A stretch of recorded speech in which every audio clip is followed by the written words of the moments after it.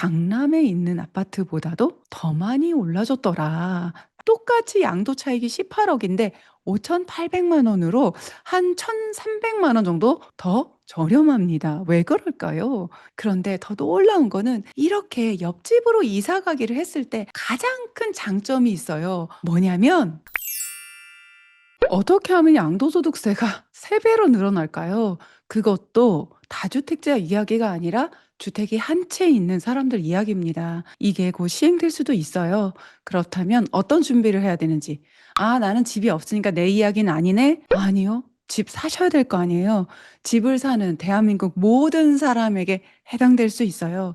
그래서 이번에 공부해두고 어떻게 앞으로 내가 적용을 할 건지 준비를 할 건지 그 부분들 한번 오늘 꼼꼼하게 짚어보겠습니다. 구독, 좋아요 눌러주시고 바로 시작해 볼까요? 최근 매일경제신문사 매경의 헤드라인으로 똘똘한 한 채 장기 보유 축소 땐 양도소득세 최대 3배로 라는 헤드라인 기사가 났습니다. 도대체 어떻게 해서 3배까지 되는지 한번 꼼꼼하게 짚어보겠습니다. 장기 보유 특별공제가 뭔지를 좀 봐야 되겠죠? 그거 한번 꼼꼼하게 공부해 볼까요? 기본적으로 장기 보유 특별공제는 여기 표 1에 해당되시는 걸 보시면 돼요. 보통은 3년 이상 보유하고 계실 경우 토지나 주택이나 건축물 같은 것들을 소유하셨을 때 15년 동안 해마다 2%씩 공제를 해줘서 최대 30%까지 장기 보유, 말 그대로 오래 보유하고 있었기 때문에 양도소득세 계산할 때 공제를 해주는 거죠. 굉장한 혜택이에요. 그런데 특별히 1세대 1주택자는 표 2, 특별공제를 더 해주는 거예요. 사실 일반적으로는 최대 15년 이상 보유했을 때 30%지만 1세대 1주택자인 경우는 10년 이상만 보유하고 거주했다. 그러면 최대 80%니까 굉장한 거예요. 그런데 이거를 깎겠다는 거죠. 어디에서? 거주기간 40%는 건들지 않고, 그러니까 10년 동안 거주했다. 실제 거주 목적으로 주택을 매수해서 거주했기 때문에 이 부분은 손대지 않겠다는 거죠. 그렇지만 보유 기간을 좀 손을 댈 수 있다. 이게 그냥 뇌피셜이 아니라 김용범 청와대 정책실장 발언 때문에 이게 조금 다시 대두가 된 거예요. 이게 전혀 근거가 없었던 게 아니에요. 왜냐하면 이게 사실은 21년도에 이 이야기가 있었거든요. 그거 한번 살펴보겠습니다. 김용범 청와대 정책실장이 투자 가치가 높은 1주택 있잖아요. 그런 똘똘한 한 채에 대한 보유세, 양도세 개편을 언급했어요. 그러면서 사실 부동산 시장이 어수선하거든요, 지금. 아니, 똘똘한 한 채 가지고 있는 사람들 집을 팔게 하겠다. 요런 언급도 있었죠. 그렇다면 방법은 장기 보유 특별공제 손대는 것밖에 없는데 정말 거기까지 손을 댈까? 2021년도에 계획만 했다가 실행되지 못했던 그 정책이 과연 실행이 될까? 이런 생각들이 들었었거든요. 2021년도에 어떤 정책을 준비했었는지 한번 볼까요? 통과되지 못했던 그 정책 살펴보면 이번에 어떻게 정책이 펼쳐질지 예상해 볼 수 있으니까요. 한번 보겠습니다. 2021년도에 검토된 양도차익별 장기 보유 특별공제율을 한번 볼게요. 5억 이하인 경우 40%, 그러니까 보유기간 40%를 전액해 주는 거고요. 이게 양도차익 기준입니다. 5억에서 10억 이하인 경우는 30%, 10억에서 20억 이하인 경우는 20%, 20억을 초과한 경우 10%.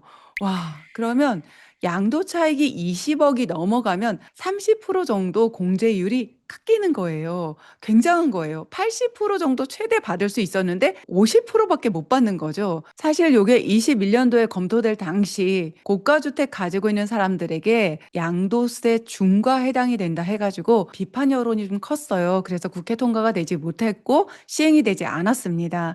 그럼 정말 이번에 시행이 된다면 도대체 양도소득세를 얼마나 많이 내게 되는 걸까요? 지금 매경에 나온 거 기준으로 말씀을 드릴게요. 요게 대표 아파트 한 4개 정도를 뽑아서 2016년 1월에 매수해서 2026년 현재 1월까지 10년 동안 보유하고 거주했다 하고 가정을 하고 그때 당시 취득가액 그리고 현재 매도가액으로 해서 KB시세 근거로 해가지고 만든 자료예요. 이점옥 신한투자증권 패스파인더 세무전문위원이 좀 시뮬레이션 돌려주신 거라서 굉장히 정확합니다. 반포의 대표적인 아파트 반내포라고 불리는 반포동 레미안 퍼스티지 같은 경우 지금 84 같은 경우 34평이죠. 취득원가 17억일 때 매도 가격이 55억일 때 제가 여기다 차액은 제가 대략 계산했어요. 그냥 취득가만 뺀 거예요. 다른 비용은 감안하지 않은 겁니다. 차액이 38억이 났어요. 현재 매도를 한다면 양도세가 2억 3,382만 원 정도인데 와, 장기 보유 특별공제 축소 시 양도세는 6억 6,153만 원으로 야, 거의 3배 정도 늘어납니다. 그러면 서초동의 서초교대 2편한 세상을 보면은 전용 110이니까 요건 조금 더 큰 평수예요. 14억에 매수해서 32억 26년 1월에 매도했더니 차익이 18억이 나요. 현행 양도세 기준으로 한 7천만 원 정도인데 요것도 장기 보유 특별공제 축소되면 2억 1,900이니까 한 2천만 원 정도 되니까 네, 3배 정도 늘어납니다. 우리가 익히 알고 있는 아현동의 마레프 84 기준으로 16년 1월에 8억 원. 와, 10년 전에 8억 원이었어요. 그런데 지금 26억이죠. 양도 차익이 18억. 여기서 제가 하나 좀 짚어드리고 싶은 게 여러분 보세요. 14억에 서초동에 있는 아파트는 32억으로 18억이 오를 때 아현동 마레프 8억. 그때 당시 매수 원가 기준으로 해서 6억이 차이 나면 굉장하게 투자금이 크게 차이 나는 거죠. 매수할 때 처음에 내 자본금이 훨씬 적게 들어간 거죠. 대출을 한 50% 받았다고 했을 때 4억이면 마레프 84를 매수할 수 있었던 거잖아요. 그랬는데 양도 차익은 똑같이 18억이다. 여기서 여러분에게 말씀드리고 싶은 건 내가 돈이 정말 작아서 나는 정말 좋은 집을 살 수 없다. 이렇게 너무 처음부터 단정 짓지 마라. 사실 내가 살 수 있는, 내 돈이 살 수 있는 것 중에서 가장 좋은 입지, 가장 좋은 가치 있는 아파트나 재개발 재건축을 발견하시면 그 돈 가치 대비 훨씬 많이 올라줄 수 있는 곳은 얼마든지 찾아낼 수 있다.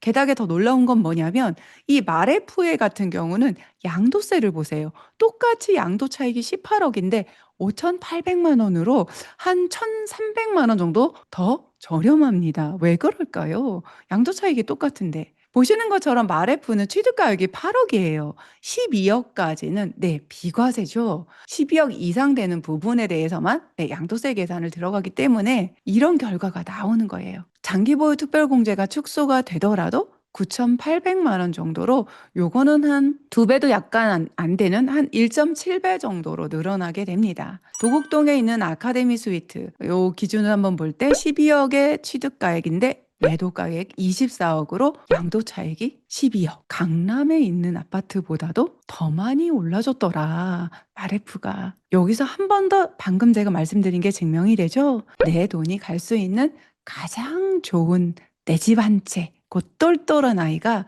훨씬 더 좋은 결과를 가져올 수도 있습니다. 도곡동에 있는 아파트 기준으로 볼 때 현행 양도세 2,800만 원인데 축소 시는 한 5,200만 원으로 2배 정도 양도세가 늘어나게 됩니다. 1세대 1주택이라는 건 뭐예요? 이게 투기예요? 아니잖아요. 특히 투자를 잘해서 그렇게 올라가시는 분들도 있겠지만 10년 이상 실거주 보유를 했다는 얘기는 뭐냐면 정말 그냥 내 집 한 채 사서 거기에 뭐 직장이 됐든 아이 교육이 됐든 어떤 이유가 됐든 그곳에서 오래 실거주를 한 정말 실소유자들이 그 집 한 채 가지고 오래 보유한 건데 거기에서 장기 보유 특별공제를 이렇게 깎아버려서 이렇게 많은 양도소득세를 낸다는 건 굉장히 불합리하죠. 굉장히 안타까운 거예요. 그래서 그럼 이걸 정보 비판을 하고 또 정치적인 이슈로 몰아갈 것인가? 사실 그것보다는 실질적으로 그럼 나는 어떻게 하면 좋을까? 이거를 선택하고 내 자산은 내가 지키는 게 가장 똑똑한 방법이거든요. 나의 그 똘똘한 한 채를 가장 똑똑하게 지키는 방법은 뭘까? 거기에 좀 포커스를 한번 맞춰볼까요? 장기 보유 특별공제 축소되기 전에 팔아야 할까? 이게 사실 제일 먼저 또 올라오는 생각 아닐까요? 여러분은 어떠세요? 일단은 장기 보유 특별공제 80%될 때 나는 정말 80%를 받을 수 있단 말이야. 그럼 그 전에 얼른 팔면 되지 않을까? 이런 생각이 사실 초보들도 쉽게 할 수 있어요. 이런 생각이 든다 하시는 분들은 댓글에 한번 피드백 좀 주세요. 그럴 때 제가 제일 먼저 드는 생각이 저는 그냥 진행하면 큰일 난다. 정말 땅을 치고 후회할 수 있어요. 먼저 판 다음에. 지금 매물 귀하니까 내놓으면 금방 팔릴 거거든요. 그런데 정말 이 결정을 하기 전에 주의해야 할 점 3가지 똘똘하게 짚어드리겠습니다. 첫 번째, 매도 후 매수할 지역, 아파트, 재개발 재건축, 가격대를 먼저 공부하세요. 내 집 먼저 파는 게 중요하지 않아요. 물론 매도하고 나서 매수해야 되는 거지만 준비를 하자는 거죠. 그래서 내가 이 아파트를 팔고 어느 정도 지역으로 갈 수 있는지, 아니면 가까운 곳에 매수를 할 수 있는지, 요걸 먼저 알아보는 거예요. 그리고 그 중에서 정말 중요한 게 두 번째입니다. 빨간색으로 했죠. 현재 내가 가지고 있는 그 집의 대출 금액을 좀 보셔야 돼요. 대출을 얼마나 많이 가지고 있느냐에 따라서 이번에 옮겨갈 수 있는지 없는지가 결정이 됩니다. 1번보다도 더 중요해요. 그리고 이후에 대출 가능 금액도 꼭 체크하셔야 돼요. 지금 현재 대출이 고가주택인 경우 굉장히 어려운 거 아시죠? 15억 이하 6억, 25억 이하 4억, 그 이상은 2억밖에 대출이 되지 않기 때문에 요거 체크를 꼼꼼하게 하셔야 돼요. 요거 제가 실제 지금 샘플로 나왔던 아파트로 한번 시뮬레이션 돌려볼게요. 반포레미안 퍼스티지 한번 볼까요? 아까 55억에 현재 매도를 해요. 이 집에 대출이 한 20억 있어요. 이 금액은 각각 다를 수 있으니까 여러분이 가지고 있는 집 매도 가격에다 대출 금액 넣어서 한번 계산을 이렇게 해보는 거예요. 그리고 아까 계산했던 양도소득세 2억 4천 이렇게 넣었더니 32억 6천만 원이 됩니다.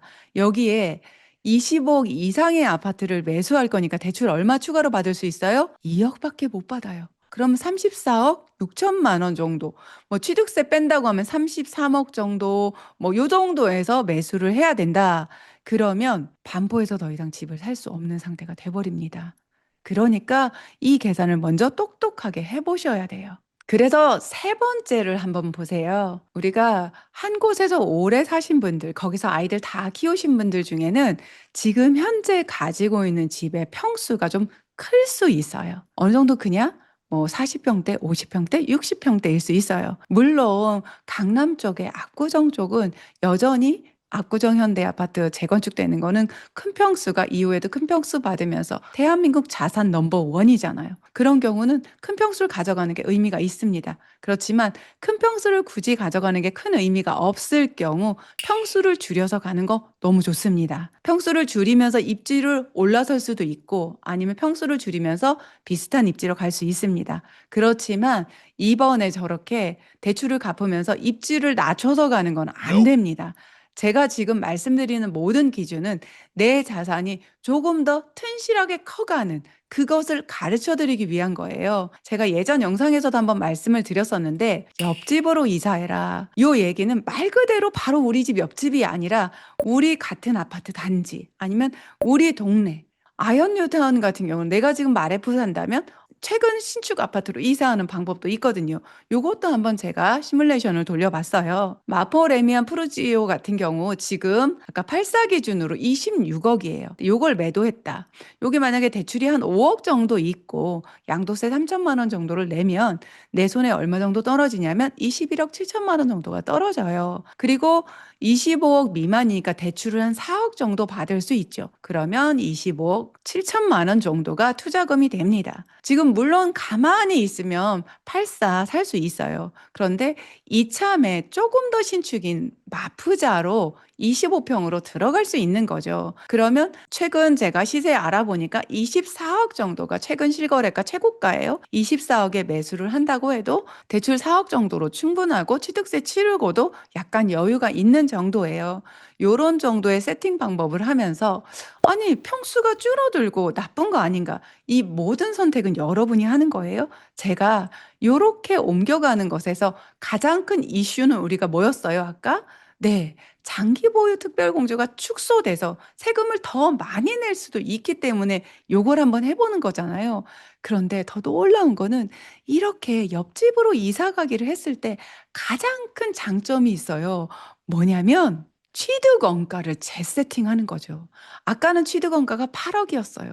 양도세에 대한 어떤 규제책이나 새로운 정책이 나올 때마다 내 양도소득세가 꼬무줄처럼 늘어났다 줄어들었다 하면서 내 손에 떨어지는 돈의 액수가 줄어들 수 있는 상황이 되는데, 이 취득 원가가 8억에서 24억으로 세팅이 되는 순간 24억에서 25억, 26억 이렇게 올랐다. 그럼 2억 오른 거. 그거에 대해서만 양도소득세 계산을 하는 거죠. 그런데 취득원가가 8억일 때 아까 보셨죠? 지금 26억인데 28억으로 올랐어. 그럼 20억에 대한 양도소득세를 어떻게 낼 것이냐에 대한 문제가 된단 말이죠. 굉장히 다른 상황이 펼쳐지는 거예요. 그래서 옆집으로 이사하기에 이 정말 중요한 컨셉은 양도소득세 한 번을 일부 내더라도 이렇게 취득원가를 다시 한번 높은 가격으로 세팅을 하는 거죠. 오늘 내용 한번 정리해 보겠습니다. 양도소득세 장기보유 특별공제가 축소되면 양도소득세가 3배까지 늘어날 수 있다. 왜 그런지 한번 봤죠? 기본적으로 장기보유 특별공제는 15년까지 보유했을 때 30% 정도 혜택이 있는데 1세대 1주택자에 한해서만 보유하고 거주를 10년 이상 할 경우는 최대 80%까지 현재 기준으로는 공제가 가능합니다. 그래서 굉장히 많은 양도 차익이 나도 실질적으로는 양도소득세를 그렇게 많이 내지 않는 구조예요. 그런데 여기에 칼을 들이대려고 한다. 그럴 경우 와 최대 3배까지 늘어날 수 있습니다. 그렇다면 어떻게 준비를 해야 될까? 당장 내 집 갖다 팔아야 될까?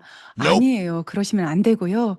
내가 이 집을 팔고 어디로 갈지, 다시 새 아파트를 살지, 재개발 재건축을 살지, 어느 지역으로 갈지 요렇게 먼저 한번 체크를 해 보시고 내가 지금 현재 가지고 있는 아파트에 대출이 좀 많다면 오히려 굉장히 손해를 볼 수도 있습니다. 지금 현재 대출 가능 금액이 6억, 4억, 2억으로 굉장히 축소돼 있잖아요. 25억 이상의 아파트를 매수하실 경우 대출이 2억밖에 안 되기 때문에 내 집을 현재 팔고 더 나쁜 입지로 가야 될 수밖에 없는 결과가 나올 수도 있어요. 그래서 현재 가지고 있는 대출 그리고 앞으로 받을 수 있는 대출 금액까지 꼼꼼하게 체크하셔야 됩니다. 이렇게 결정하는 데 있어서 입지를 좀 더 상급지에서 하급지로 가는 선택은 안 됩니다.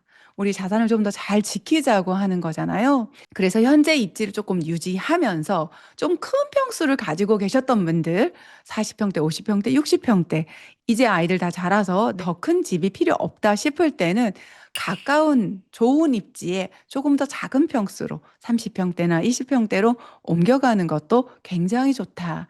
특히 같은 입지 내에서 이동하실 때 조금 더 신축으로 옮기면서 새롭게 매수를 하실 때 가장 강력한 장점 하나는 네, 매수 원가를 새롭게 세팅할 수 있다는 거 요거 간과하시면 안 됩니다.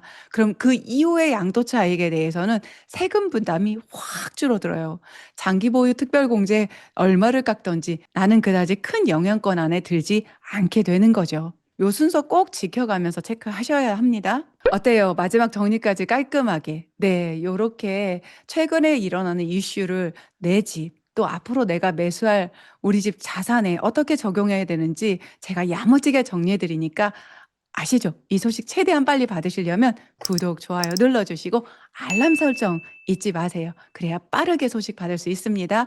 또 궁금한 거 있으면 댓글에도 남겨주시고요. 사실 우리가 차 새로 뽑을 때, 우리 여자들 가방 하나 마음 먹고 좀 좋은 거 살 때, 그리고 우리가 여행을 갈 때도 얼마나 많이 조사하고 알아보고 전화하고 합니까? 그런데 우리 집의 전 재산이에요. 가장 큰 재산이고 우리나라 사람들은 자기 자산의 한 75% 이상을 부동산에 넣잖아요.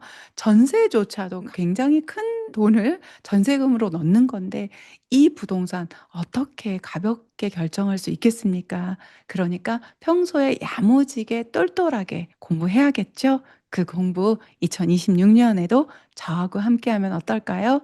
제가 항상 내 친구, 우리 가족, 우리 아이, 또 내 동생에게 알려주는 마음으로 그렇게 꼭 필요한 정보만 알차게 정리해서 그렇게 여러분하고 소통하는 영상 만들도록 하겠습니다. 2026년에도 꾸준히 함께 가 볼까요? 오늘도 미라클